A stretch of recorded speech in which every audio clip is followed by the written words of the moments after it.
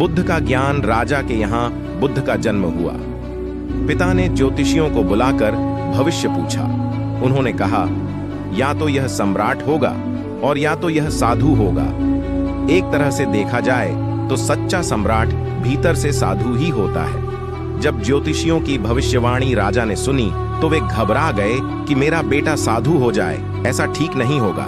राजा ने पूछा, कोई उपाय बताइए, क्योंकि मैं चाहता हूं कि राजा का पुत्र राजा ही बने।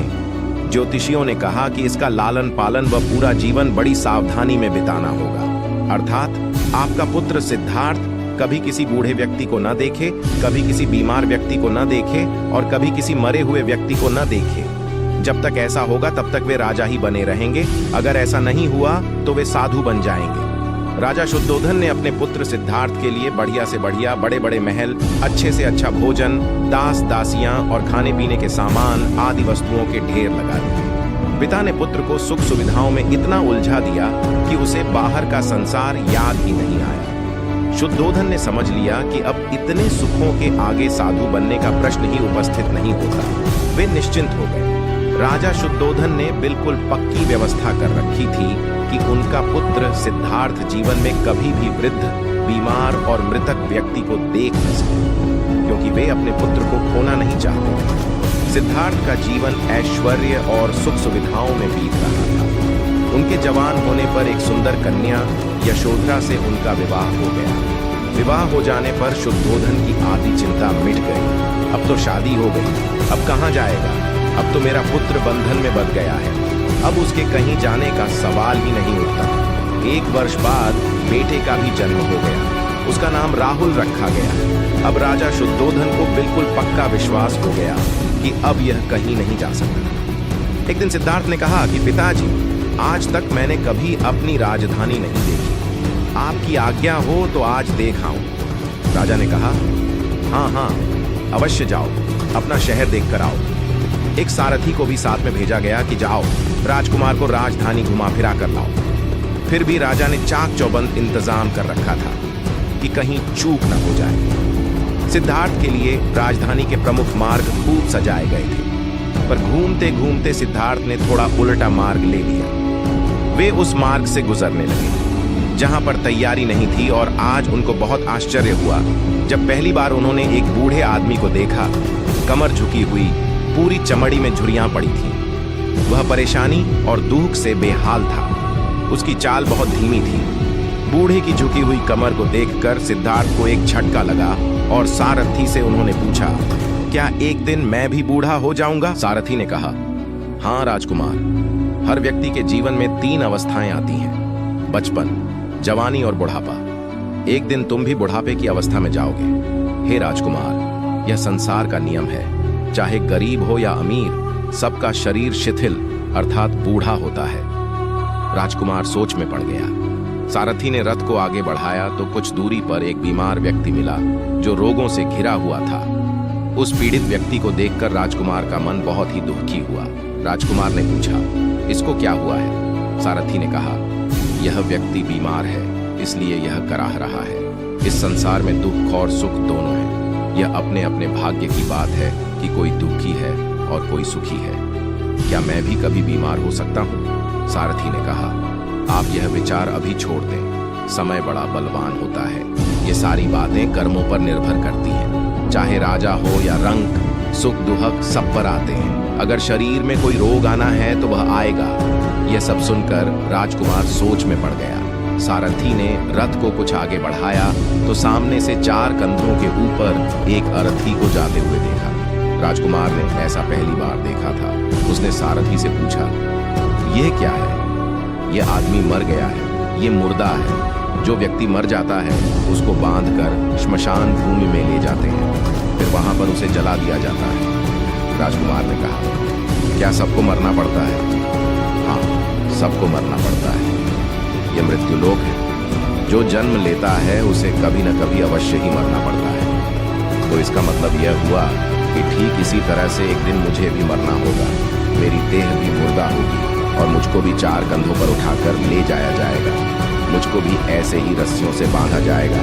मेरे भी आगे पीछे घर के सदस्य रोएंगे, तड़पेंगे, और जिस संसार को मैंने इकट्ठा किया है वह सारा का सारा मुंह से छूट जाएगा। इसका मतलब ये हुआ कि क्या एक दिन मैं भी मर जाऊंगा? क्या एक दिन यशोधरा भी मर जाएगी? क्या एक दिन मेरा राहुल भी मर जाएगा?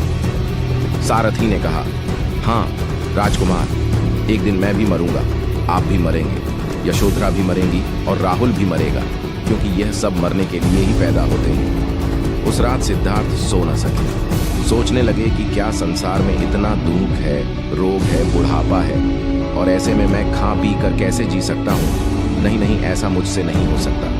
मुझे खोजना होगा उस तत्व को जो दुख, पीड़ा और शोक से रहित हो, जो भय, भ्रम और भूल से परे हो, जो अनंत आनंद से भरा हो, जिसे पाकर फिर और कुछ पाने की इच्छा न हो। सिद्धार्थ वैराग्य के शिखर तक पहुंच चुके थे। बस उसी रात को उन्होंने घर छोड़ दिया। सारथी से कहा कि नगर की सीमा से दूर ले चलो। नगर के बाहर पहुंचकर सारथी को लौटा दिया। फिर कई दिनों तक वन में चलते गए। एक घने पीपल के वृक्ष के नीचे आसन लगाकर ध्यान में लीन हो गए। एक बार प्रदेश में अकाल पड़ा। यह देखकर गौतम बुद्ध को बड़ा दुहक हुआ। उन्होंने लोगों से कहा कि बहुत से लोग अन्न और वस्त्र के लिए तरस रहे हैं। उनकी सहायता करना हर मनुष्य का धर्म है। आप लोगों से जो कुछ बने वह दान करें। बुद्ध का उपदेश सुनकर सब लोग बिना दिए अपने अपने घर चले गए। एक गरीब व्यक्ति बैठा ही रहा। उसने सोचा कि मेरे पास तो ये वस्त्र हैं, अगर मैं इन्हें उतार कर दे दूंगा तो नंगा हो जाऊंगा। उसने फिर से सोचा कि मनुष्य बिना वस्त्र के पैदा होता है और बिना वस्त्र के ही चला जाता है। न जाने कितने साधु सन्यासी बिना वस्त्र के रहते हैं, फिर मैं बिना वस्त्र के क्यों नहीं रह सकता? उसने अपने वस्त्र उतार कर बुद्ध को दे दिए। भगवान बुद्ध ने उसे आशीर्वाद दिया। वह प्रसन्न होकर घर की ओर चल पड़ा। वह खुशी से चिल्लाकर कह रहा था, मैंने अपने आधे मन को जीत लिया है। तभी सामने से राजा की सवारी आ रही थी। उस गरीब की बात सुनकर राजा ने उसे अपने पास बुलाया और पूछा कि तुमने आधे मन को कैसे जीता है? उस गरीब ने कहा कि भगवान बुद्ध दुहाकियों के लिए दान मांग रहे थे। यह सुनकर मैंने अपने वस्त्र उतार दिए। पहले तो मेरे मन ने इनकार किया, फिर मैंने उसे समझाया कि मनुष्य बिना वस्त्र के पैदा होता है और मृत्यु होने पर साथ में कुछ भी नहीं जाता। राजा उसकी बात से बड़ा प्रसन्न हुआ। उसने मोतियों का हार और कीमती वस्त्र उसे दिए। उसने वह सब ले जाकर भगवान बुद्ध के चरणों में रख दिया। बुद्ध ने उसे हृदय से लगाते हुए कहा, जो दूसरों के लिए अपना सब कुछ दे देता है उसकी बराबरी कोई नहीं कर सकता। दाता दाता चले गए, रह गए अब कंजूस। दान मान समझे नहीं, लड़ने को तजबूत। भगवान बुद्ध ने बताया कि सही मार्ग न तो भोग का है न कठिन साधना का है। एक बार गौतम बुद्ध ने देखा कि सामने से भेड़ बकरियों का एक झुंड निकल रहा है। चरवाहा इस झुंड को कठिनता से घेर रहा था। बुद्ध ने कहा, अरे क्या कठिनाई है? चरवाहे ने कहा, भगवान, मेरे इस झुंड में एक लंगड़ा मेमना है। वह अन्य पशुओं के साथ कठिनाई से आगे बढ़ रहा है। बुद्ध ने प्रेम पूर्वक पूछा, इस भरी दोपहरी में इन भेड़ बकरियों को घेर कर तुम कहां ले जा रहे हो? चरवाहे ने उत्तर दिया, मुझे राजा की आज्ञा मिली है कि आज सायंकाल राजा यज्ञ करा रहे हैं। उसमें बलि के लिए 100 भेड़ बकरियों की आवश्यकता है, अतः इनको वहां पहुंचाने जा रहा हूं। बुद्ध ने कहा, चलो मैं भी तुम्हारे साथ चलता हूं। उन्होंने लंगड़े मेमने को कंधे पर बिठा लिया और दोनों साथ साथ चल पड़े। जब वे नगर में घुसे तो लोगों ने देखा कि बुद्ध अपने कंधे पर एक मेमने को रखकर चले आ रहे हैं। कुछ लोग उन्हें जानते थे और कुछ नहीं भी। लोग बोले, देखो यह वे तपस्वी जा रहे हैं जो सामने पहाड़ी पर रहते हैं। कैसे शांति के अवतार हैं। वे दोनों यज्ञ स्थल पर पहुंचे। राज सेवकों ने भेड़ बकरियों को गिना, पर जैसे ही वध स्थल पर नियुक्त व्यक्ति पशु की गर्दन काटने को उद्यत हुआ, बुद्ध ने कहा, राजन, वधकर्ता को खड्ग मत चलाने दो, पहले वह मेरी गर्दन पर खड्ग चलाए। हे राजन, पशुओं को छोड़ दो। वह राजा भगवान बुद्ध के आगे नतमस्तक हो गया। उसने बलि के लिए मंगवाए सभी पशुओं को छोड़ दिया और इस प्रकार उस राज्य से हिंसा का हमेशा हमेशा के लिए नामो निशान मिटक गया। भगवान बुद्ध के जीवन में एक घटना हुई। वे चचेरे भाई देवदत्त के साथ बगीचे में घूम रहे थे। उन्हें एक हंस उड़ता हुआ दिखा। तभी देवदत्त ने अपने एक बाण से निशाना साधा और हंस लहूलुहान हो जमीन पर आ गिरा।